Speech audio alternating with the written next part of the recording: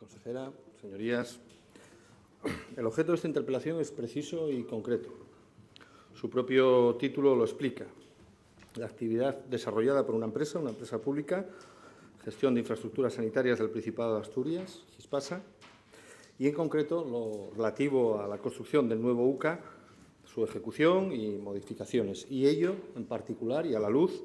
del informe de la Sindicatura de Cuentas del 20 de diciembre del 2013, un informe monográfico sobre este tema que nos parece relevante, muy relevante. Muy relevante por significativo, por ilustrativo, por paradigmático de lo que pudo ser una época de gestión de las infraestructuras públicas y que explica en buena medida muchas de las cuestiones y de los problemas que hemos tenido que afrontar, no solo en Asturias, sino en el conjunto del país, en lo que atañe al déficit público. Antes de comenzar mi intervención, quiero empezar quizá por el final. Para nosotros, el informe de la Sindicatura emite unas conclusiones que no pueden sino ser calificadas como demoledoras. El informe no mantiene ningún reparo a la hora de señalar la concurrencia de distintas irregularidades. Tendrán distinta valoración, seguramente, y distintas calificaciones, pero irregularidades al fin y al cabo, apreciadas tanto en el momento de la constitución de Gispasa como en el desarrollo de su actividad. En cuanto a las primeras conclusiones del informe, y se refieren ya al propio proceso de constitución de Gispasa, la cual se creó al amparo de una disposición adicional primera de la Ley del Principado de Asturias 6/2003 de acompañamiento a los presupuestos generales para el 2004. Se creó con un capital social de 90 millones de euros y con un objeto social muy preciso, la provisión de todo tipo de infraestructuras y equipamientos de índole sanitaria y sociosanitaria, así como la prestación de los servicios inherentes y complementarios a la finalidad perseguida con dicha provisión. El informe de la Sindicatura señala que no consta una memoria justificativa de la creación de Gispasa, tal como sería exigible. Tampoco consta la existencia de una memoria económica preceptiva, que detallara las repercusiones presupuestarias de su constitución. De esta manera, es un modo que era bastante habitual, a través de disposiciones adicionales se habilitaba para la creación de entidades cuyo desarrollo se produce posteriormente por acuerdos o normas de carácter reglamentario, eludiendo de esta manera el proceso informativo que lleva aparejado lo que debería haber sido un proyecto de ley. Asimismo, el informe indica que Gispasa no refleja en sus estatutos la condición de medio propio del Principado y, por tanto, no puede aceptar encargos, lo cual hubiera sido la forma quizá preceptiva de proceder en este caso. Así que cabría considerar que Gispasa, desde su misma creación, habría operado en un terreno que voy a calificar simplemente de alegalidad relativa. Igualmente, en relación al convenio de colaboración suscrito entre Gispasa y el Principado de Asturias del 4 de agosto del 2004, también el informe de la Sindicatura advierte que no existía norma legal previa que le sirviese de amparo,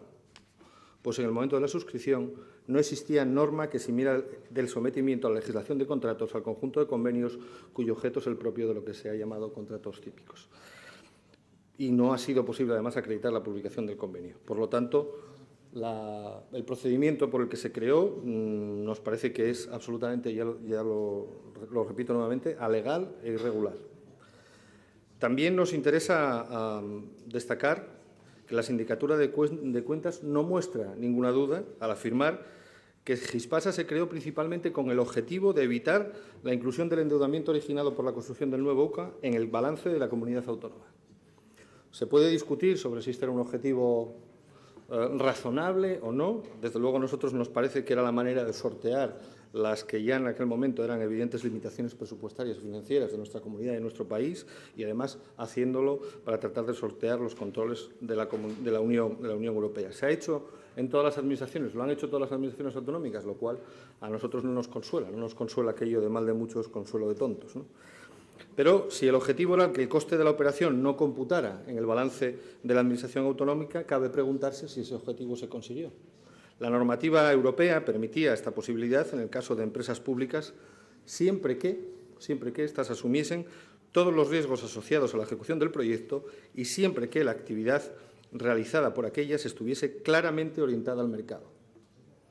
Habría que ver, por lo tanto, si Gispasa cumplía estas condiciones. Parece ser que no era así y por eso no fue considerada por parte de la Intervención General de la Administración del Estado, ya desde el ejercicio del 2005, como una unidad institucional pública. Fue considerada como una unidad institucional pública,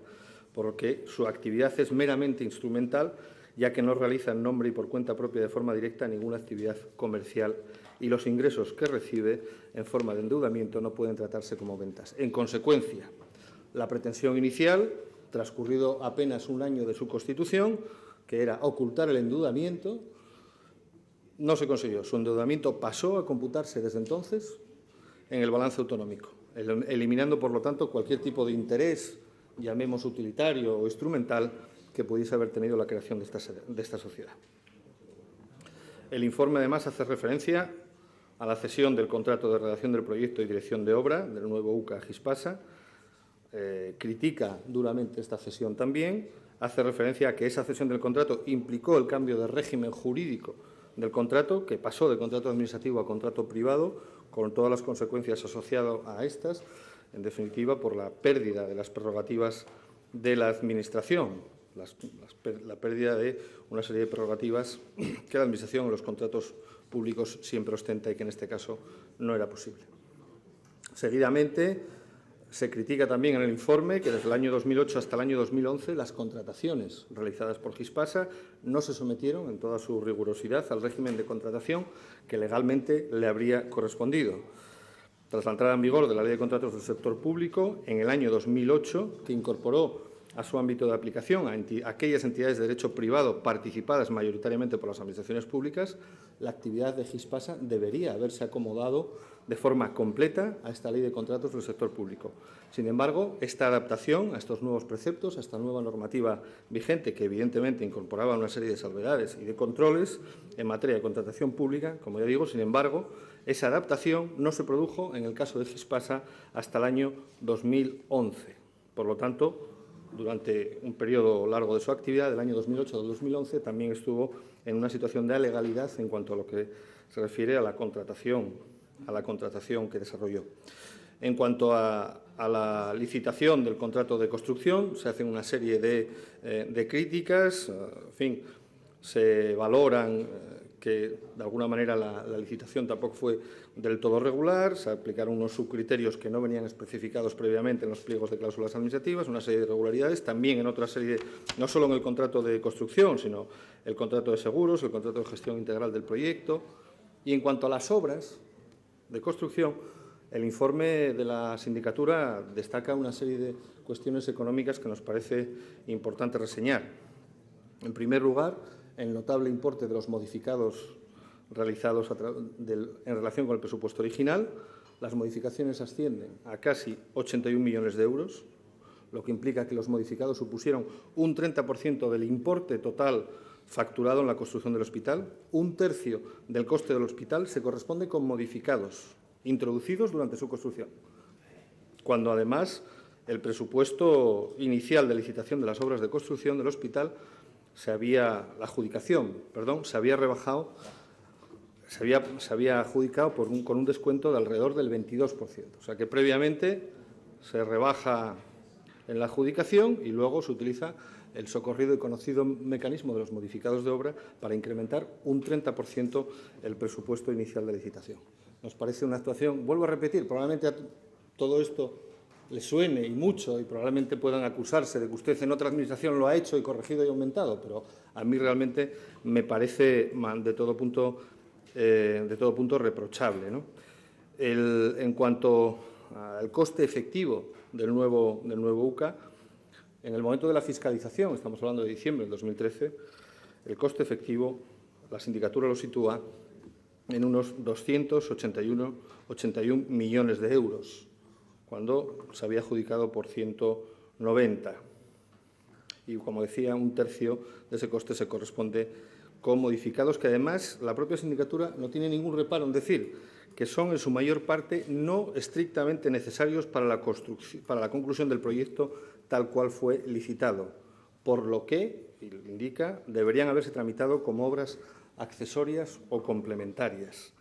y, por lo tanto, el procedimiento a través del cual fueron tramitados esos modificados carecía de justificación